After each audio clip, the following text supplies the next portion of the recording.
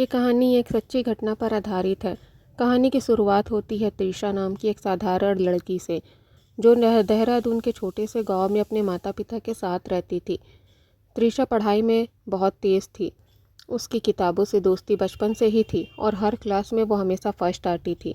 उसकी मेहनत और लगन को देखकर उसके पापा का सपना था कि वो अपनी बेटी को शहर के अच्छे कॉलेज में पढ़ाए। 12वीं क्लास में अच्छे नंबरों से पास होने के बाद उसके पापा ने उसे बड़ी उम्मीद के साथ दिल्ली में एक नामी कॉलेज में उनका एडमिशन करवा दिया। त्रिशा के लिए ये किसी सपने से कम नहीं था, लेकिन साथ ही वो अंदर से डर भी रही थी, क्योंकि पहली बार वो अपने माता पिता और घर से इतना दूर जा रही थी। दिल्ली में उसके रहने का इंतजाम उसके मौसा मौसी के घर पर कर दिया गया था। उसके मौसा मौसी स्वभाव के अच्छे थे, जिन्होंने त्रिशा का अपने बच्चों की तरह ख्याल रखा था। त्रिशा के पापा ने उसे कॉलेज में दाखिल दिलवा दिया था। सारे ज़रूरी कागज़ पूरे करवाए गए और उसके पापा ने उसे समझाया कि बेटा, पढ़ाई में पूरा ध्यान देना, किसी भी बुरी संगत में मत पड़ना। त्रिशा अपने पापा की बात सर झुकाकर मानती है और बड़े विश्वास के साथ उन्हें वापस भेज देती है।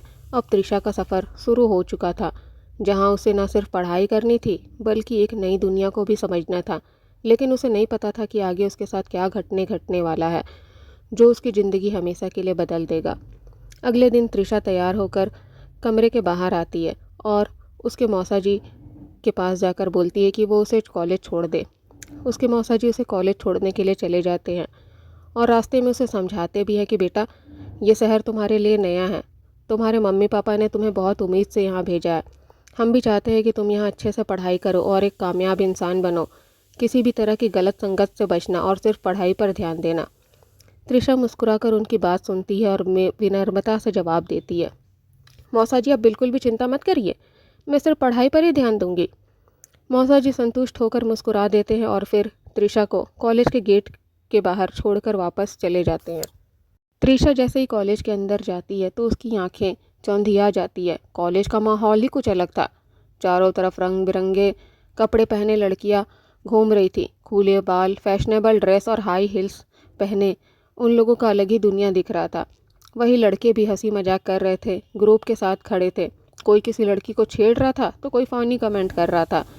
त्रिशा उन लोगों को देखती है और फिर खुद को देखती है।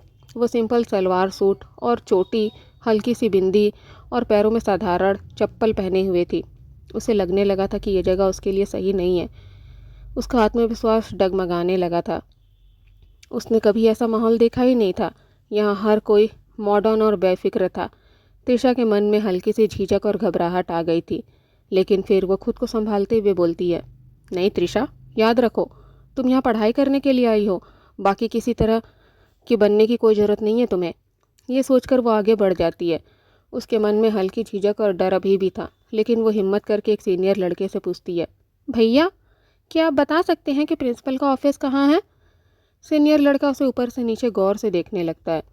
उसके साथ उसके दोस्त भी खड़े थे। सभी त्रिशा को देखकर हंसने लगते हैं। फिर एक लड़का मजाक में बोलता है, अरे ओ, देखो तो गांव की सीधी सादी लड़की आई है हमारे कॉलेज में पढ़ने। दूसरा लड़का फिर बोलता है, हाँ, भोली भाली भी हैं, पहली बार लगता है किसी बड़े कॉलेज में आई हैं। फिर वो सभी सीनियर उस पर हंसने लगते हैं, पर त्रिशा कुछ नहीं बोलती। तभी उनमें से एक लड़का बोलता है, देखो, नई स्टूडेंट को यहाँ कुछ ना कुछ करना पड़ता है, तो तुम्हें भी करना पड़ेगा। हम तुम्हारे सीनियर हैं, इसलिए तुम हमें मना नहीं कर सकती। उसके बाद हम तुम्हें प्रिंसिपल का ऑफिस बता देंगे। त्रिशा उसकी बात सुनकर धीरे से बोलती है, क्या करना पड़ेगा मुझे? लड़का मुस्कुरा कर बोलता है, कुछ नहीं, गाना गाकर सुनाओ। त्रिशा थोड़ी संकोच में पड़ जाती है, लेकिन फिर सोचती है कि पंगा लेने से अच्छा है कि इन लोगों की बात मान ले, और वो फिर आंखें बंद करके गाना गाने लगती है। उसकी आवाज़ सुनकर सभी लोग चुप हो जाते हैं, क्योंकि उसकी आवाज़ इतनी सुरीली थी कि आसपास के स्टूडेंट भी वहाँ उसकी आवाज़ सुनने के लिए आ जाते हैं। गाना ख़त्म होते ही वो जो सीनियर उसका मजाक उड़ा रहे थे, सभी हैरानी से उसे देखने लगते हैं। तभी जिस लड़के ने उसे गाना गाने के लिए बोला था, वो उसकी तारीफ़ करते हुए बोलता है, कमाल है यार, इतनी प्यारी आवाज़ है तुम्हारी, तुम तो बहुत अच्छा गाती हो। त्रिशा उससे बोलती है, जी, अब आप मुझे प्रिंसिपल का ऑफिस बताएंगे? वो लड़का उसे प्रिंसिपल का ऑफिस बता देता है। त्रिशा वहाँ से सीधा प्रिंसिपल का ऑफिस चली जाती है और कुछ देर के बाद वो क्लास में वापस आती है। कुछ दिन ऐसे ही बीतते हैं। त्रिशा पढ़ाई में बहुत अच्छी थी। कुछ ही दिन में वो टीचर की फेवरेट बन गई थी। हर टीचर उसकी तारीफ़ करता था, चाहे क्लास में सवालों का जवाब देना हो या कोई प्रोजेक्ट हो। त्रिशा सब में आगे रहती थी। ये सब देखकर उसके क्लास के कई स्टूडेंट उससे जलने लगे थे, लेकिन सबसे ज़्यादा एक लड़की को चिढ़ होती थी। उसका नाम था रिया मल्होत्रा। रिया बहुत मॉडर्न और फैशनेबल और कॉलेज की पॉपुलर लड़की थी। उसे ये बर्दाश्त ही नहीं हो रहा था कि गांव की सीधी साधी लड़की टीचर की फेवरेट कैसे बन गई। रिया मन ही मन त्रिशा को सबक सिखाने के बारे में सोचने लगती है। वो गुस्से में अपने सीनियर बॉयफ्रेंड करण के पास जाती है और करण को सब कुछ बता देती है। करण कॉलेज में खुद भी काफ़ी दमंग किस्म का लड़का था। रिया उसके पास जाकर गुस्से में बोलती है, करण तुम्हें पता है वो त्रिशा, वो नई लड़की जो छोटे शहर से आई है, सब टीचर उसी की माला जपते रहते हैं। ऐसा लगता है कि पूरे कॉलेज में बस वही एक होशियार है, उसे सबक सिखाना पड़ेगा। करण रिया की बात सुनकर मुस्कुराते हुए बोलता है, डोंट वरी बेबी, तुम्हारी ये सिखावत भी बहुत जल्द दूर कर देंगे, देखना कैसे उसकी अकड़ निकालता हूँ मैं। रिया उसकी बात सुनकर मुस्कुरा देती है। कुछ दिन के बाद कॉलेज में फ्रेशर पार्टी का आयोजन रखा जाता है। पार्टी कॉलेज कैंपस में थी और नियम था कि सभी नए स्टूडेंट आएंगे और उन्हें शाम तक रुकना पड़ेगा। त्रिशा भी अपनी मौसी मौसा से इजाज़त लेकर फ्रेशर पार्टी में पहुंच जाती है। पार्टी में सभी मस्ती कर रहे थे। तभी करण, रिया और उसके दोस्त त्रिशा के पास आते हैं।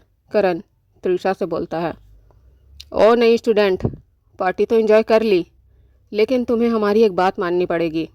त्रिशा उससे पूछती है, कौन सी बात? तभी रिया बीच में बोलती है, कुछ खास नहीं, बस कॉलेज के पीछे जो पुराना बंद पड़ा कॉलेज है ना, वहाँ 5 मिनट बिता कर आओ। ये सुनकर त्रिशा के चेहरे पर डर झलकने लगता है। वो धीमे से बोलती है, लेकिन मैंने सुना है कि वो जगह हॉन्टेड है और वहाँ कोई नहीं जाता, और टीचर और प्रिंसिपल ने भी वहाँ किसी भी स्टूडेंट को जाने से मना किया है। करण उसकी बात सुनकर हंसते हुए बोलता है, डरती क्यों हो? अगर इतनी होशियार हो तो थोड़ी हिम्मत भी दिखाओ। अगर नहीं गई ना तो पूरे साल तुम्हारी रैगिंग करेंगे हम लोग, सोच लो। करण की बात सुनकर त्रिशा सोच में पड़ जाती है। उसे समझ में आ जाता है कि ये लोग जानबूझकर उसे परेशान कर रहे हैं, लेकिन पंगा लेने से बेहतर है कि वो इस चैलेंज को पूरा कर ले। वो फिर गहरी सांस लेकर बोलती है, ठीक है मैं जाऊंगी। रिया और करण उसकी बात सुनकर मुस्कुरा देते हैं। कुछ देर के बाद करण, रिया और उसके दोस्त त्रिशा को लेकर हॉन्टेड कॉलेज के गेट के बाहर पहुंचते हैं। रिया फिर उससे बोलती है, चलो अंदर जाओ। त्रिशा उस कॉलेज को देखने लगती है, जो दिखने में काफ़ी डरावना था। वहाँ एक अजीब सा सन्नाटा ही पसरा हुआ था।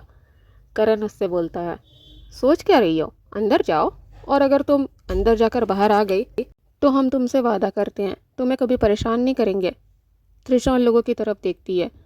वो इन सब झंझट में पड़ना नहीं चाहती थी, इसीलिए वो सोचती है कि जल्दी से जाकर बाहर आ जाऊंगी, और वो चुपचाप अंदर चली जाती है। वहीं बाहर करण, रिया और उसके दोस्त खड़े थे, लेकिन जैसे ही 5 मिनट बीत जाते हैं तभी अंदर से एक ज़ोरदार चीखने की आवाज़ आती है। वो आवाज़ इतनी डरावनी थी कि बाहर खड़े सभी सीनियर दहल जाते हैं। रिया डर कर करण से कहती है, ये आवाज़ कैसी थी? त्रिशा की थी ना? करण भी डरते हुए बोलता है, मुझे लगा था कि वो तुरंत वापस आ जाएगी। तभी अंदर से फिर से एक चीख सुनाई देती है। ये सुनते ही सबके होश उड़ जाते हैं और डर के मारे सब वहाँ से भाग जाते हैं, त्रिशा को वही अंदर अकेला छोड़कर। क्या हुआ आगे त्रिशा के साथ, ये जानने के लिए अगले भाग का इंतज़ार कीजिए।